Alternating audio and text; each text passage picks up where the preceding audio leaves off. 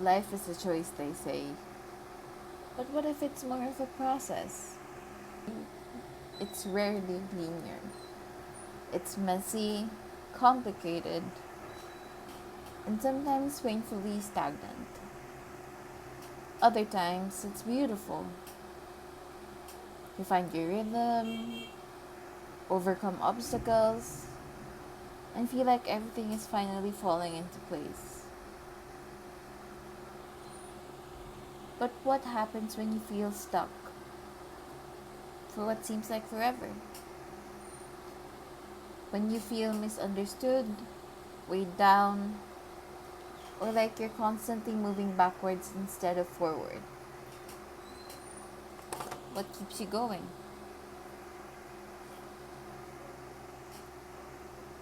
As someone who has lived with a mental health diagnosis for 9 years, I'd like to share a few mindset shifts that have genuinely helped me.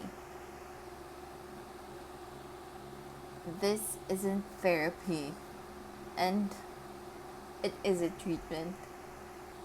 It's simply what helped me navigate life one day at a time. And I hope in some way it helps you too.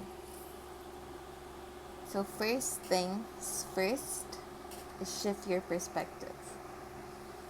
I know, this is the hardest one.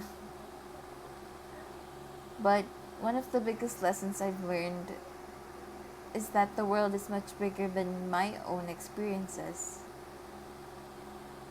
While I'm the main character in my life, I'm not the center of everyone else's. Realizing that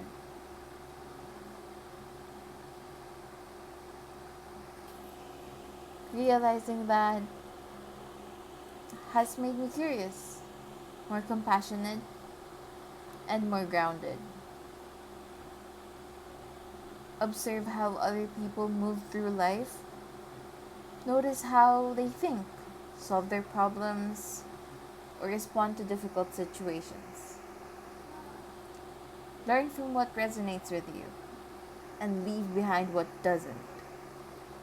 Not every lesson is meant for you, and that's okay. One thing that I love is people watching. Not in a creepy way, of course.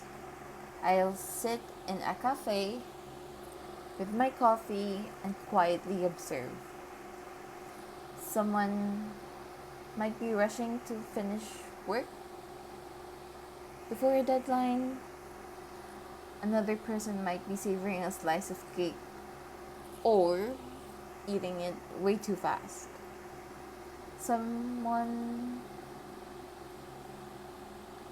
someone someone else might simply be laughing with a friend. These ordinary moments remind me that everyone is carrying something. Everyone has a story I know nothing about. It humbles me because at any point I could easily be in their shoes. Second, second is I read self-help books, but to reflect, not to consume. Reading alone won't change your life, but reflection might. Self-help books aren't instruction manuals that you have to follow word for word. Instead, ask yourself questions while you read. Does this resonate with me? Do I understand what the author is trying to say? Can I apply it to my life? Sometimes you'll really deeply relate. Other times you'll disagree completely. There may even be moments when you compare your struggles to what's written and think, my story is worse. Or, does this apply to me? And that's okay. Every book has easy chapters and difficult ones. Some pages you'll breeze through it. while the others you'll have to reread. Eventually, though, every book reaches its final page. So will yours. So will our stories. The question is, what kind of ending are we writing? One defined by hopelessness, or one shaped by growth, even if the journey wasn't easy? Third is journaling without chasing perfection. Yes, your journal can be decorative. Yes, it can also be a plain notebook with messy handwriting. Neither is better than the other. What matters most is consistency, not perfection. You don't have to write pages every day. Write what you can sustain. Maybe it's one sentence about how you feel today and why. Maybe it's a joke that made you laugh. Maybe a name of a meal you never want to eat again. There's no rule. Your journal doesn't exist to impress anyone. It exists to help you understand yourself a little better. Sometimes our emotions don't make sense immediately, and that's okay. Writing gives them a place to exist until they do. Fourth, that's eight. Fourth, fourth is probably the easiest. Keep yourself moving. By movement, I don't mean just exercise. I mean, do something that reminds you you're alive.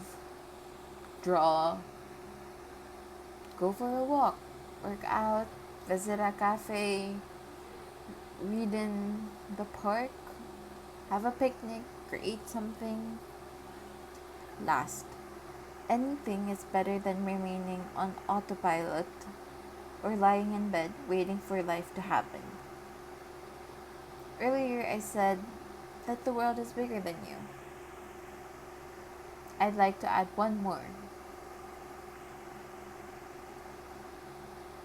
You're with yourself every single day. That relationship deserves attention. Maybe not everyone will stay. Maybe not everyone will understand. But if you can learn to show up for yourself, that's not lonely. But if you can learn to show up for yourself, that's not a lonely thought. It's an empowering one. After all, is it really that bad to have yourself? There is so much more I'd love to share, but for now, I think this is a good place to start.